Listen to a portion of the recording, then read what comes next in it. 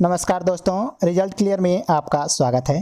तो मित्रों, आज देखेंगे सीटेट जुलाई 2024 के लिए एसएसटी में जो प्रीवियस ईयर क्वेश्चन पूछे गए हैं उसके बारे में। तो पहला क्वेश्चन कह रहा है कि गुप्त काल के प्रथम कुलीन शब्द का अर्थ है। पहला कह रहा है कि मुख्य न्यायिक अधिकारी, मुख्य बैंकर, मुख्य व्यापारी, मुख्य शिल्पकार। तो मित्रों, गुप्त काल में जो प्रथम कुलीन शब्द का प्रयोग किया गया है वह मुख्य शिल्पकार के लिए प्रयोग किया गया है। तो सही उत्तर होगा ऑप्शन नंबर 4। अगले प्रश्न के बारे में देखते हैं। वो बुर्ज छाल कहाँ पाई गई जिस पर ऋग्वेद की वैदिक प्रार्थनाएं लिखी गई हैं? कह रहा है कि कश्मीर में, महाराष्ट्र में, बंगाल में, बिहार में। तो मित्रों, ये पाई गई है कश्मीर में।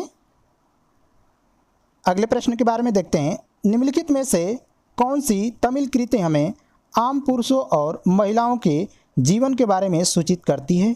कह रहा है कि शिल्पादिकरम, वलयापति, मणिमेकलई, पेरियापूरम। तो सही उत्तर होगा मित्रों ऑप्शन नंबर 4, पेरियापूरम। पेरियापूरम में मित्रों जो तमिल कृति है इसमें आम पुरुषों और महिलाओं के जीवन के बारे में चर्चा की गई है। अगले प्रश्न के बारे में देखते हैं। निम्नलिखित में से कौन मेल नहीं खा रहा है? कह रहा है कि खजुराहो, तो खजुराहो का मंदिर चंदेल शासकों ने बनाया था, तो ये सही है। एहोल का मंदिर चालुक्यों ने बनाया था, तो ये भी सही है। कांचीपुरम तो पल्लव ने बनाया था, ये भी सही है। महाबलीपुरम चोल ने नहीं बनाया था मित्रों, इसको पल्लवों ने बनाया था, तो सही उत्तर होगा ऑप्शन नंबर 4। अगले प्रश्न के बारे में देखते हैं। निम्नलिखित कथनों पर विचार कीजिए। पहला कह रहा है कि तारीख को सुशिक्षित व्यक्तियों द्वारा उर्दू में लिखा गया था। पहला हमारा गलत है मित्रों। दूसरा कह रहा है कि तारीख के लेखक नगरों में रहते थे, तो दूसरा कथन हमारा सही है, तारीख के लेखक नगरों में रहते थे। तीसरा कह रहा है कि वे प्राय अपने इतिहास सुल्तानों के लिए उनसे ढेर सारे पुरस्कार पाने की आशा में लिखा करते थे, तो ये भी कथन हमारा बिल्कुल सही है मित्रों। जो उस समय के इतिहासकार थे वह इतिहास सुल्तान के लिए लिखते थे और उनसे ढेर सारे पुरस्कार पाने की आशा में इस तरह की बातें लिखा करते थे।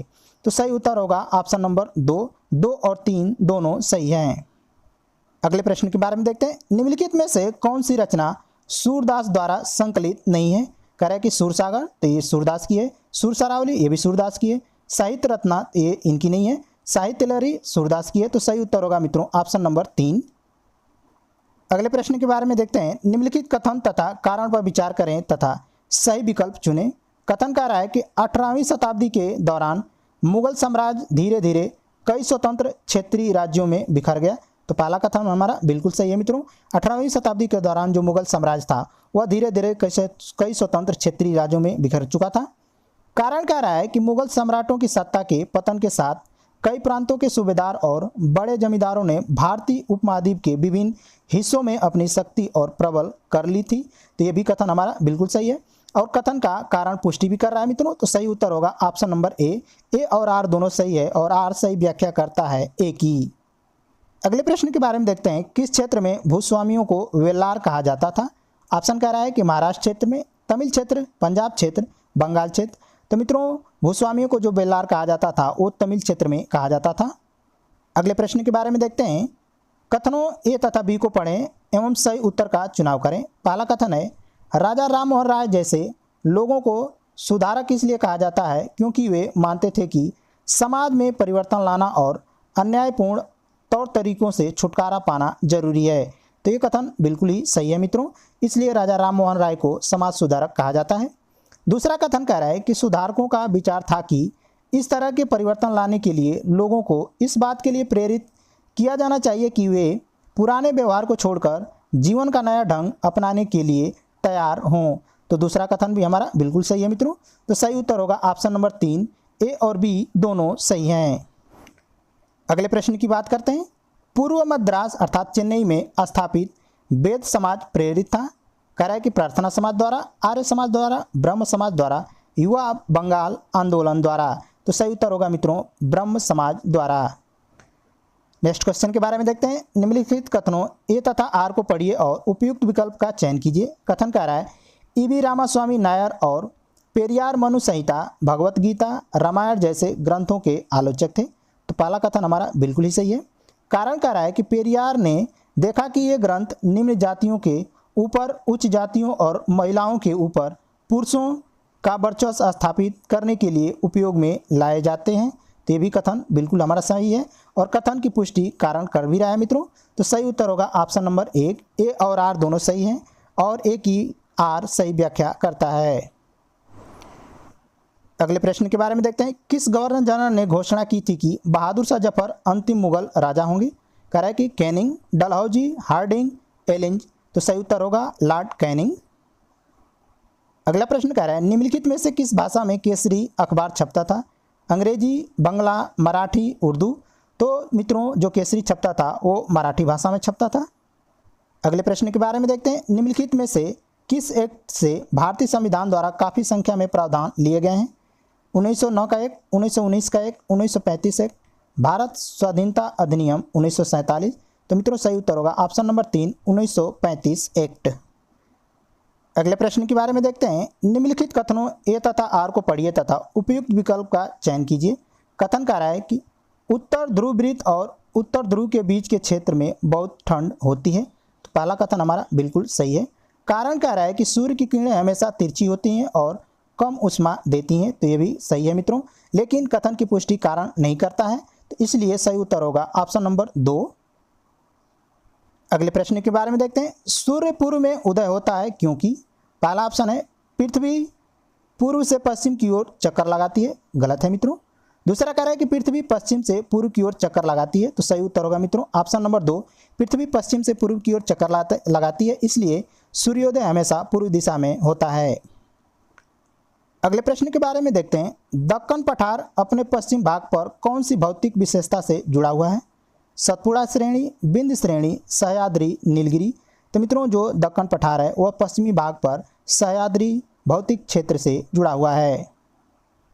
अगले प्रश्न के बारे में देखते हैं, निम्नलिखित युग्मों पर विचार कीजिए। इधर है स्थल स्वरूप और इधर है घटक। कह रहे हैं मित्रों कि तटबंध का निर्माण पवन से होता है, जी नहीं, गलत है। स्ट्रैक समुद्री तरंग द्वारा होता है, तो ये दूसरा सही है। तीसरा कह रहा है छत्रक शैल नदी द्वारा, जी नहीं, छत्रक शैल नदी द्वारा नहीं होता है। चौथा कह रहा है कि हिमौड हिमनद, तो ये चौथा सही है। तो सही उत्तर होगा मित्रों ऑप्शन नंबर 3, बी और डी सही हैं। अगले प्रश्न के बारे में देखते हैं, लद्दाख की जलवायु अत्यधिक शीतल और शुष्क है, निम्न में से कौन सा कारक इसके लिए उत्तरदायी है? कह रहा है कि अक्षांश, ऊंचाई, वायुदाब एवं पवने, समुद्र से दूरी। तो मित्रों इसका सही उत्तर होगा ऑप्शन नंबर 2, ऊंचाई।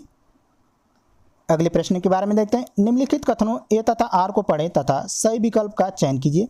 कथन कह रहा है कि कम तापमान वाले क्षेत्र में वायु ठंडी होती है, सही है। कारण कह रहा है कि ठंडे क्षेत्र में वायु भारी होती है, तो ये भी सही है मित्रों। और कथन की पुष्टि कारण करता भी है, तो सही उत्तर होगा ऑप्शन नंबर 1। अगले प्रश्न के बारे में देखते हैं, निम्नलिखित में से कौन सा जनसंपर्क माध्यम का उदाहरण नहीं है?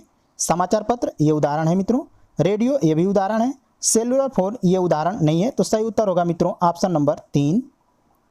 अगले प्रश्न के बारे में देखते हैं, भूमध्य सागरीय प्रकार की वनस्पति कहाँ नहीं पाई जाती है? पहला ऑप्शन है यूरोप, अफ्रीका, एशिया, भूमध्य सागर के समीप वाले प्रदेश में, तो यहाँ पाया जाता है मित्रों। तो पहला कथन सही है। दूसरा कह रहा है कि संयुक्त राज्य अमेरिका के कैलिफोर्निया में, तो यहाँ भी पाया जाता है, तो दूसरा कथन भी सही है। तीसरा कह रहा है कि दक्षिण पश्चिमी अफ्रीका, तो यहाँ भी पाया जाता है, ये भी कथन सही है। चौथा कह रहा है कि दक्षिण पूर्वी अफ्रीका, तो यहाँ नहीं पाया जाता है मित्रों। तो सही उत्तर होगा ऑप्शन नंबर 4। अगले प्रश्न के बारे में देखते हैं, निम्न संसाधनों पर विचार कीजिए। पहला कह रहा है कि अभ्रक, दूसरा वन, तीसरा कह रहा है प्राकृतिक गैस, चौथा कह रहा है मृदा और पांचवा कह रहा है जल। अगला कह रहा है कि उपरोक्त में से कौन से प्राकृतिक संसाधन नवीकरणीय संसाधन के उदाहरण हैं? तो मित्रों बी हमारा नवीकरणीय संसाधन है, मृदा भी नवीकरणीय संसाधन है और जल भी नवीकरणीय संसाधन है। तो सही उत्तर होगा मित्रों ऑप्शन नंबर 3, बी, डी और ई सही है। अगले प्रश्न के बारे में देखते हैं, मृदा के गठन में कौन से कारक मुख्य भूमिका निभाते हैं? मूल चट्टान ये भूमिका निभाती है मित्रों, स्थलाकृति ये भूमिका नहीं निभाती है, जलवायु संबंधी कारक ये भूमिका निभाते हैं, समय ये भूमिका नहीं निभाते हैं मित्रों। तो सही उत्तर होगा ऑप्शन नंबर 4, केवल ए तथा सी सही है। अगले प्रश्न के बारे में देखते हैं, कर्ज का जाल ग्रामीण इलाके में मुख्यतः डैश के बीच एक शोषणकारी संबंध को दर्शाता है। कह रहा है कि साहूकार और छोटे किसान, इसके बीच नहीं दर्शाता है मित्रों, छोटे किसान और खेतिहर मजदूर के बीच दर्शाता है। तो सही उत्तर होगा ऑप्शन नंबर 2। अगले प्रश्न के बारे में देखते हैं, निम्नलिखित कथनों ए तथा आर को पढ़िए तथा उपयुक्त विकल्प का चयन कीजिए। कथन कह रहा है कि लोकतंत्र में स्वतंत्र संचार माध्यम महत्वपूर्ण है, तो ये कथन बिल्कुल ही सही है मित्रों। कारण कह रहा है कि संचार माध्यम से प्राप्त सूचना विश्वसनीय होनी चाहिए, ना कि पक्षपातपूर्ण, तो ये भी कथन बिल्कुल सही है मित्रों। और कथन की पुष्टि कारण करता भी है, तो सही उत्तर होगा ऑप्शन नंबर 1। अगले प्रश्न के बारे में देखते हैं, कौन सरपंच की तरह काम करता है? कह रहा है कि ग्राम सभा का सचिव, खंड विकास अधिकारी, अन्य वार्ड सदस्यों द्वारा चयनित एक वार्ड सदस्य, बारी बारी से वार्ड सदस्य। तो सही उत्तर होगा मित्रों ऑप्शन नंबर 3, अन्य वार्ड सदस्यों द्वारा चयनित एक वार्ड सदस्य। अगला प्रश्न देखते हैं, लेबर चौक किसे कहते हैं? ऐसी जगह जहां बेगारी की प्रथा प्रचलित है। तो पहला कथन गलत है। दूसरा कह रहा है ऐसी जगह जहां मजदूरों की बिक्री होती है। जी नहीं, मजदूरों की जहां बिक्री होगी ऐसे जगह को लेबर चौक नहीं कहते हैं। तीसरा कह रहा है कि ऐसी जगह जहां दिहाड़ी मजदूर काम की तलाश में इकट्ठा होते हैं। तो सही उत्तर होगा मित्रों ऑप्शन नंबर 3। अगले प्रश्न के बारे में देखते हैं, निम्नलिखित कथनों को पढ़ें और सही विकल्प चुनें। पहला कथन है, बुनकरों की सहकारी संस्था व्यापारियों के ऊपर निर्भरता कम करने का एक साधन है। तो पहला कथन बिल्कुल सही है। और व्यापारियों की आमदनी बढ़ाने का जरिया है। तो दूसरा कथन बिल्कुल गलत है मित्रों। तो सही उत्तर होगा ऑप्शन नंबर 1, केवल एक सही है। अगला प्रश्न देखते हैं, निम्नलिखित कथनों ए और आर को पढ़िए तथा उपयुक्त विकल्प का चयन कीजिए। कथन कह रहा है किसी भी देश को पूरी तरह से लोकतांत्रिक नहीं कहा जा सकता है। बिल्कुल सही है मित्रों, किसी भी देश को आप पूरी तरह से लोकतांत्रिक नहीं कह सकते हैं। कारण कह रहा है कि व्यक्ति और समुदाय सदैव लोकतंत्र को नए अर्थ देने का प्रयास करते हैं। तो ये भी बिल्कुल सही है। और कथन की पुष्टि कारण करता भी है। तो सही उत्तर होगा ऑप्शन नंबर 1। अगले प्रश्न के बारे में देखते हैं, जेंडर असमानता का समाधान डैश के स्तर पर करने की जरूरत है। कह रहा है केवल परिवार। जी नहीं। दूसरा कह रहे परिवार, समाज और सरकार स्तर पर। तो बिल्कुल सही है मित्रों, ऑप्शन नंबर 2 इसका सही उत्तर होगा। अगले प्रश्न के बारे में देखते हैं, निम्नलिखित में से कौन सा मौलिक अधिकार नहीं है? धार्मिक स्वतंत्रता का अधिकार, तो यह है। संवैधानिक उपचार का अधिकार, यह भी मौलिक अधिकार है। संपत्ति का अधिकार, तो मित्रों ये संपत्ति का अधिकार मौलिक अधिकार अब नहीं रह गया है। तो सही उत्तर होगा ऑप्शन नंबर 3। बारे में देखते हैं, स्कूलों में मध्याह्न भोजन की योजना का प्रावधान निम्नलिखित में से भारतीय नागरिकों को प्राप्त किस मौलिक अधिकार का विस्तार है? कह रहे समानता का अधिकार। जी नहीं। दूसरा कह रहे जीवन का अधिकार। तो सही उत्तर होगा मित्रों ऑप्शन नंबर 2, जीवन का अधिकार।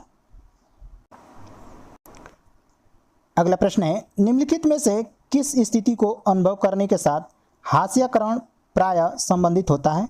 तो कह रहा है कि अभाव अर्थात वंचन। जी बिल्कुल सही है। दूसरा कह रहा है कि भेदभाव, तो ये भी सही है। समानता, ये गलत है। तीसरा कह रहा है गर्व, ये भी गलत है। तो सही उत्तर होगा मित्रों ऑप्शन नंबर 1, ए और बी सही है। तो ये तो मित्रों थे एसएसटी में पूछे गए प्रीवियस ईयर क्वेश्चन। मिलते हैं अगले वीडियो में, तब तक के लिए नमस्कार।